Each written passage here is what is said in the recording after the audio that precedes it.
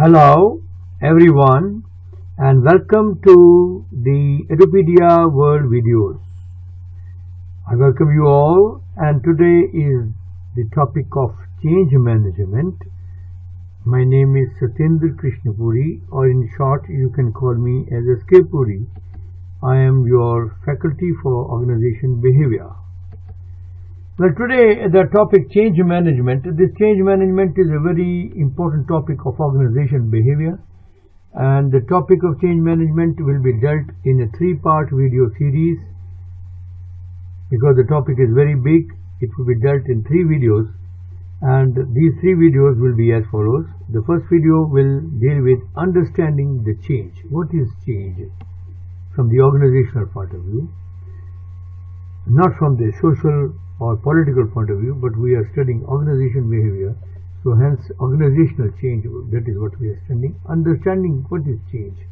Second part will be implementing change, and third will be the planned change and consolidating change. Well, what is the learning objective? As we have always said that before the topic starts, we always fix up what is the learning objective of this change, of this particular topic of the video today. Today's topic is understanding change, and our learning objective of the part 1 video is as follows. Number 1, what is the meaning and nature of organizational change and types of changes? Number 2, what is meant by levels of change? Number 3, we understand the resistance to change. 4, understanding the causes of change. 5, we go into detail of change process. 6, the changes that take place are in a process, and what are the stages of the change process. Number 7, what are the components of change management? Hence the topic will be covered in these 7 subheadings. Well, first of all, the question arises, why change at all? You know that change, we are living in a society, especially in the last 1 decade, when the changes have been very, very rapid, and most of the organizations have been designed to solve yesterday's problems, but the challenges are so many that we cannot fix our time only on yesterday's problem. Rather, we have to realize what are the opportunities today, capitalize them, and we should be effectively confronting them for the issues of the tomorrow. What I mean to say is that the changes are so rapid. If we are not adjusting, it is a kind of wheel that if we are not going up with the changes and evolving, then we will not stay where we are. Rather, we will fall down. Change is essential even for sustaining in the changing society or the changing environment. Businesses are now operating in a very rapidly changing market and conditions. Pressure from the competitors and the various external changes is forcing businesses to respond to changes and make changes to their existing operations very, very fast. We are in a rapidly changing environment, rapidly changing technology, rapidly changing society. So in fact, we can call that today's age is the age of discontinuity. This is how Peter F. Drucker, the great management thinker, described today's time. We live in an age of discontinuity. In the past era, previous years were the pretty good prologue for the future years. We could saw a trend line, and now we find a discontinuity. There are disruptive technologies which replace the earlier totally. Tomorrow was essentially an attended trend line from yesterday. Yes, that is no longer true. So now let us understand change. As I said, we are talking of organizational change, not social change or political change. Change is the single most important element of successful business and management today. If you find you are resisting change, ask yourself why. Only those people can live today who are constantly learning and changing. I must say the following points, 4 points, which you see in yourself and the people. Seek out people who welcome change and become their ally. Second is respond positively to uncertainty rather than avoiding change. Uncertainty is a fact of life today because of the so rapid change. And what we need today is the courage to face the uncertainty and go for the change required. Bear in mind that technology is changing more and more quickly. We must understand organization as a system. Organization is working in an environment. There is internal environment of the organization and there is external environment to the organization, which is political, social, economical and technological environment. And with the systems concept we understand, then one part changes, it affects the other parts as well as it affects the total organization. That is the systems concept of the organization, which we have dealt in our earlier lectures. Now, what are the types of changes that we are facing?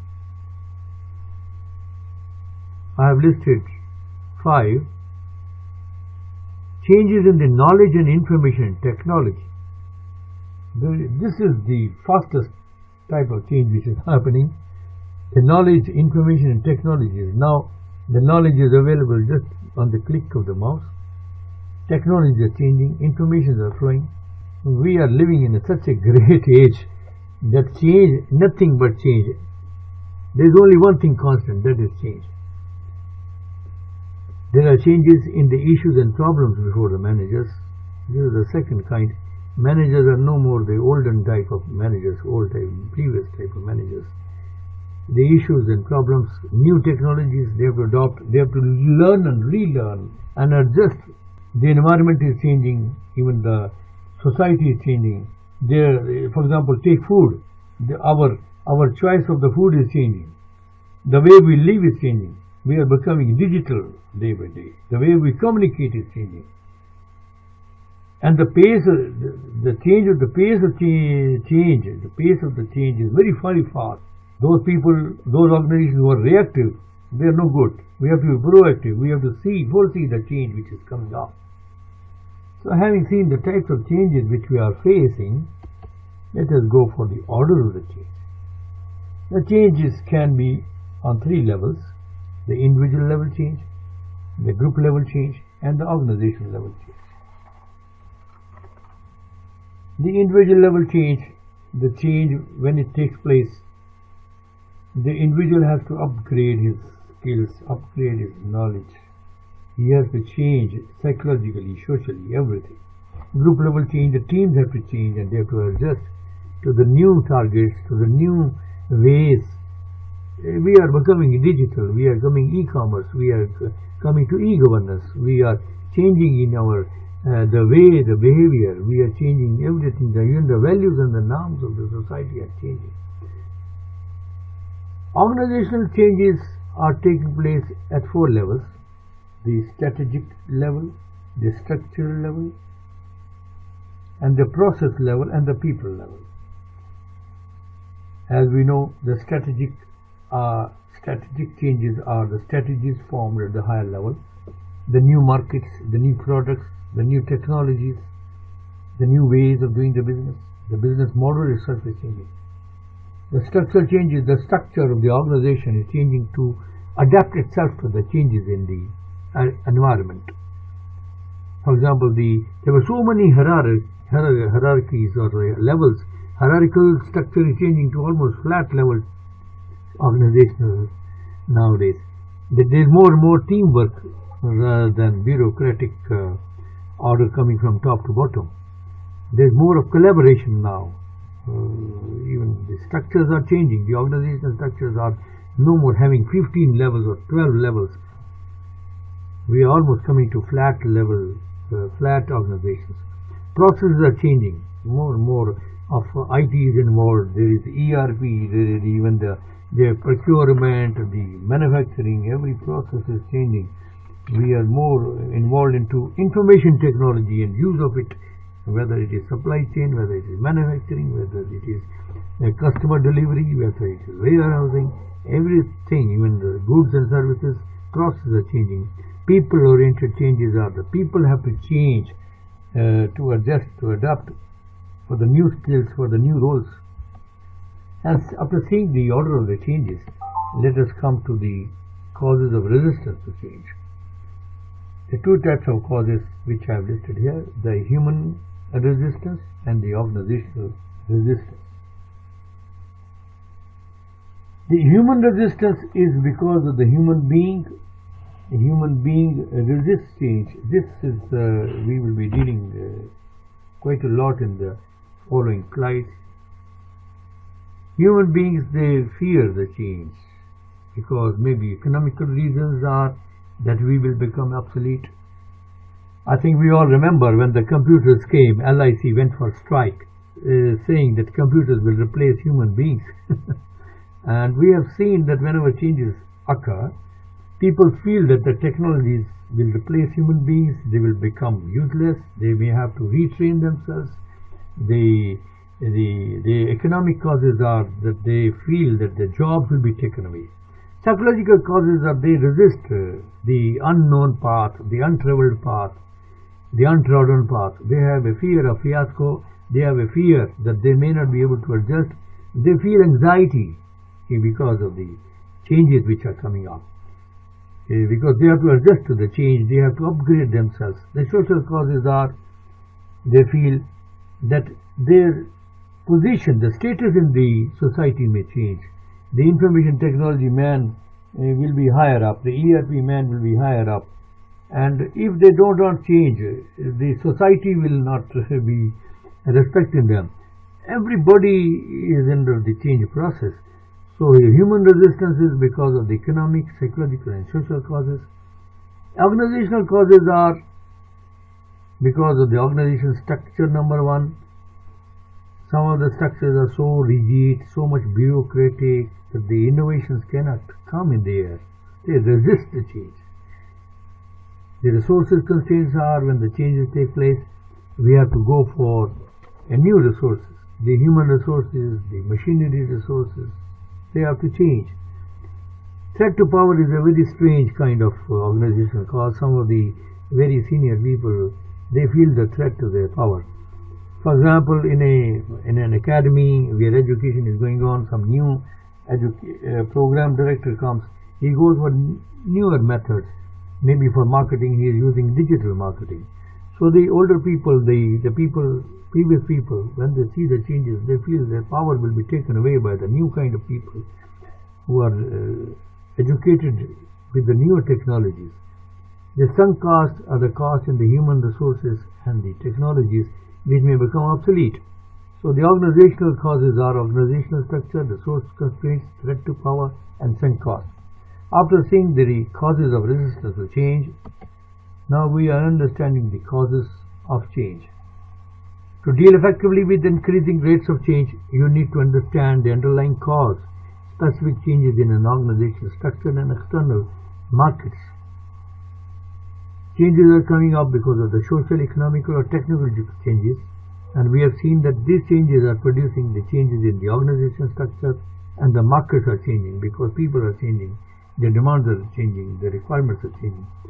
So we see the social causes, the economic causes, the technological causes, and the globalization process causes of the change. And we have to always see the systems approach.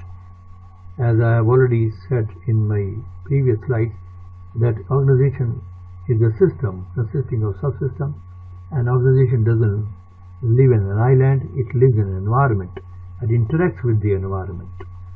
And hence, any change in one part brings change in another part, and change in environment brings a change in the organization. That is the way we should understand change. That is called systems approach to management. Now, what is the change process? The change process is that we identify the problem, which is a kind of a challenge to us. It is challenging us. So we should not call it a problem, we should call it a challenge. And then the challenge is coming to us for our security, for our safety, for existence, continual existence of the organization, identifying the causes of change, whether the changes are coming from the social, political, economic, or technical changes, what are the causes. Then you brainstorm to find the solutions and find the suitable, worthwhile solutions and try to implement them. When you implement them, then comes the resistance to change. You have to generate motivation for change. Then you manage the transition. This is very important. Sometimes it takes months together to make a change. I introduced when computers or information technology and spare parts management in the power sector. I had huge problem. And because people resisted change, they do not want to put information technology. I trained people, but so much was the problem that it rather fell down. The productivity fell down first, and then when they learnt the same IT, built that up to a very high degree. It took me about a year to make the transition occur. So we will study the various stages when the changes are taking place, what changes, what processes or what stages we go through in the next slide. But we have to support the change, and we have to go on evaluating whether change is happening as we desire, at the rate that we desire, at the pace we desire. Now this diagram gives very beautifully the change when it happens. So it gives a trough, first you fall down and then you come up. So change is a very strange phenomenon. It is not linear. In the beginning you have anxiety, can I cope up with this change? You are happy that at last something is coming to change. Then you are fearful. Next stage I am showing of a man who is full of fear. After anxiety, happiness, there is a third thing which is coming, fear, which is going towards the trough or the downfall. And when how will this impact me? Then there is a threat, this is bigger than what I thought. Then you may have a guilt. Then some people may get deviated, out of depression and hostility, they may get deviated from the mainstream, or they may get disillusioned that I thought this change is simple, I will be able to disillusion. But most of the people, you carry them, and those streams which have gone to depression, hostility, and which are disillusioned, they are to be again brought back to the mainstream. Then gradually you accept the change, and then you see that I can see myself in the future. Then you move forward. So you face the challenge and you build the change. So this graph beautifully shows how you fall down and you go up. This is the management of change, implementing the change, which is the second video that we will go through. Well, for changing the complex changes that we are having, vision, skills, incentives, resources, and action plan, these are the various things, these are the various components that we require. And you see that any one which is missing may cause problem. For example, if vision is missing, there is confusion. If skills are missing, when people do not have skills, there is always anxiety. We must build up knowledge and skills to bring the change. When the incentives are missing, the changes are very slow. And when the resources are missing for the change, new technologies or the new equipment or the new processes, then frustration is there. And when action plan is not there, then there is a false start. So this is how you see the various components which will come into the complex change which happens in an organization.